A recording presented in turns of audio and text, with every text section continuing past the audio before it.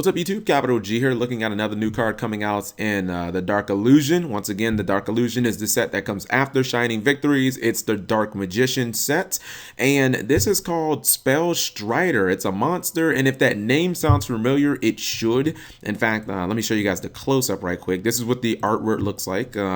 The full artwork, and even if you just look at the artwork and you didn't even make the connection with the name, yes, this is essentially Spell Striker grown up. You can tell because he's got the same cape, he's got the whole little wand / sword type deal, and of course, I mean the helmet is just like, you can't mistake that for anything. Of course, he's still a warrior, he's still Earth. That's how you know it's the same person. And personally, I kind of like when they do that in Yu-Gi-Oh. I like when they release a card that's like a child or an adolescence, and then further down the line it's like we get a grown-up version of that character, or we get that character sometime later. They've done that with multiple cards, obviously with like well, they did it all at once with like Shuri, Brionic, and Trishula, but then you had the Minerva with the Lights Worn. They had the kid version and like the adult version, and Luster Pendulum, he gets like a few years older when he becomes like Master Pendulum, etc., etc. So as expected, this is an Earth. It's a warrior, so it being a warrior level 4 obviously means that Rhoda can search it. Rhoda's at 1 in the OCG and the TCG, so Ripperoni's there, but it doesn't matter. Still searchable.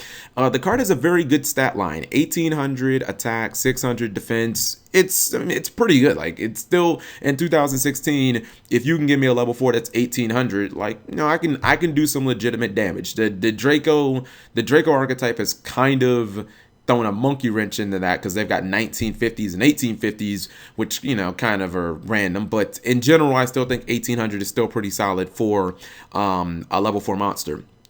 Only has one effect, and the effect is pretty simple. It says, if this card is in your hand, you can target 2 face-up spells on the field, one on your side of the field and one on your opponent's side of the field. Banish those 2 cards, special summon this card from your hand. So to me, one of the things that I noticed about this, I was like, oh, okay, it's an out to pendulums. That's really good because, there were a lot of cards like, there were cards that Konami created like Plush Fire and Guide Narodne, which, became a little problematic. And one of the only ways to essentially get rid of those cards permanently, outside of like spinning them back to the deck, is essentially to banish them without having them trigger. So this is a good way. Like, when you banish a pendulum, it's pretty definitively gone. I mean, I guess it could be like level 3 and you could levier it back, but that's a lot of work to go through. So I like the fact that this does banish pendulums.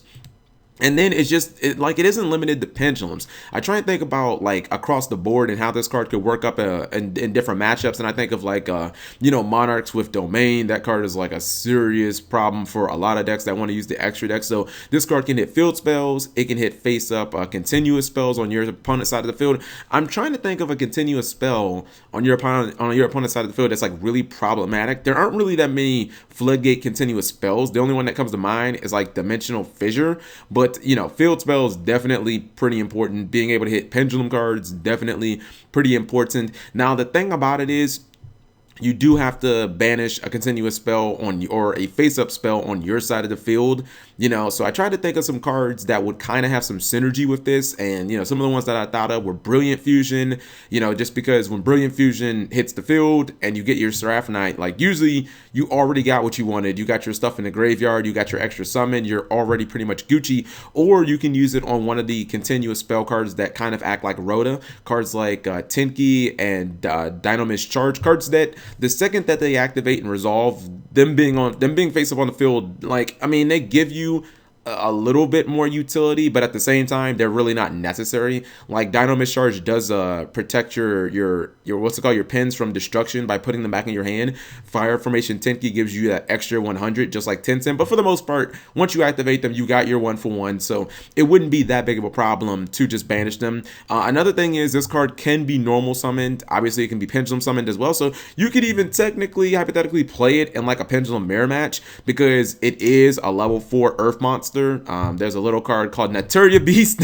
that a lot of people think dominates the pendulum mirror match. So maybe you side this in as a way to crack your opponent's pendulum scales and maybe get rid of, like, I don't know, a brilliant fusion on your side of the field, and then you can maybe, you know, get like what's it called, like a level 1 what's that guy's name, Palomaru, and go into like Naturia Beast. So I don't know, the card to me just seems pretty good. Like, I'm not gonna say that it's the greatest thing ever, but there's a small amount of potential.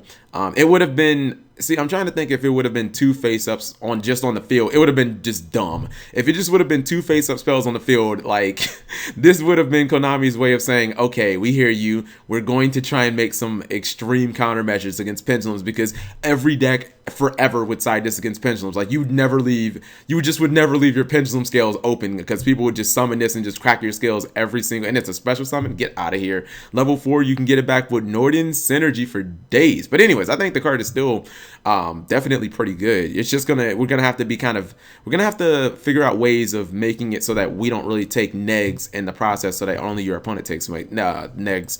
So let me know what you guys think of Spell Strider, and thank you for watching as always. Also, I'm pretty sure that this card's gonna be a common, because it looks like common in Japan. I couldn't see them bouncing this up any more than, like, I don't know, a super.